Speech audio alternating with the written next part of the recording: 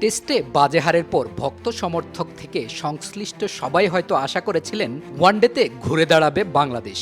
প্রথমার্ধের খেলা শেষে সেই আশার পাল উঠছিল অনেক উঁচুতে। টসে জিতে ব্যাটিংয়ে নামা লঙ্কান ব্যাটারদের একের পর এক সাজঘরে পাঠিয়ে যখন ৪৯ ওভার ২ বলে মাত্র ২৪৪ রানে আটকে ফেলে বাংলাদেশ।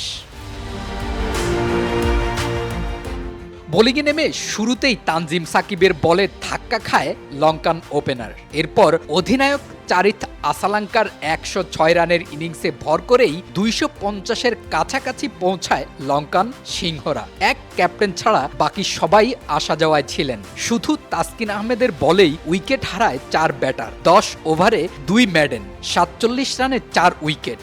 ইনজুরি থেকে ফিরে এসে তাসকিনের এমন পারফরমেন্স মুগ্ধ করবে যে কাউকে।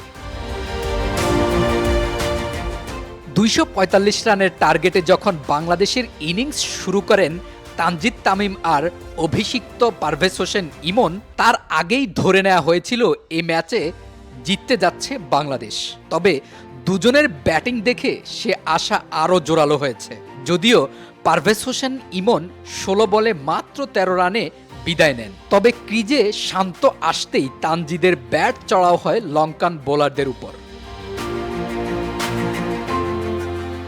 ইমনের পর শান্ত ড্রেসিং রুমের পথ ধরেন ২৬ বলে মাত্র ২৩ রান করে। যদিও তখনও এক প্রান্তে রেগুলার গতিতেই ব্যাট করে যাচ্ছিলেন তানজিদ তামিম। তবে সব শেষ হয় ০ রানে লিটনের আউটেই।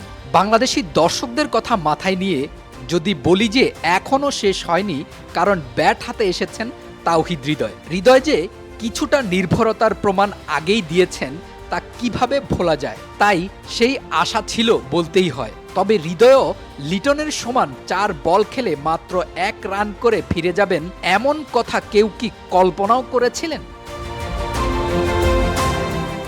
৩ জন ব্যাটারের শূন্য, তার মধ্যে একজন অধিনায়ক, অন্যজন দলের নির্ভরযোগ্য ব্যাটার। আর ৪ উইকেট নেয়া তাসকিন ব্যাট চালাতে জানলেও আজ ফিরে যান ০ রানেই। এরপর লঙ্কান বোলারদের সামনে দেয়াল হয়ে দাঁড়ান জাকের আলী অনেক। শুরুতে তানভীর ইসলামকে নিয়ে কিছুটা প্রতিরোধ গড়ে তুলতে পারলেও ১৯ বল খেলে মাত্র ৫ রান করে তানভীর যখন সাজঘরের দিকে হেঁটে যাচ্ছেন, তখন লজ্জার এ হারের অপেক্ষা আরও কমে আসলো।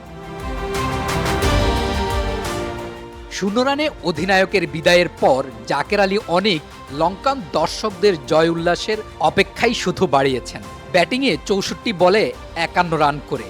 বাংলাদেশের ক্রিকেটে যারা অনেক বছর ধরে এমন খারাপ সময় দেখেননি, তাদের জন্য বলতে চাই, শান্ত, মিরাজ, লিটন, গংদের কাছে যতদিন ক্রিকেট থাকবে এর চেয়ে খারাপ সময় আসতে পারে। এর জন্য প্রস্তুত থাকুন। তাই ক্রিকেট সুসময়ে ফেরার জন্য যত দ্রুত সম্ভব বিশ্বকাপ জয়ী দলের হাতে তুলে দেয়াই হবে বুদ্ধিমানের কাজ।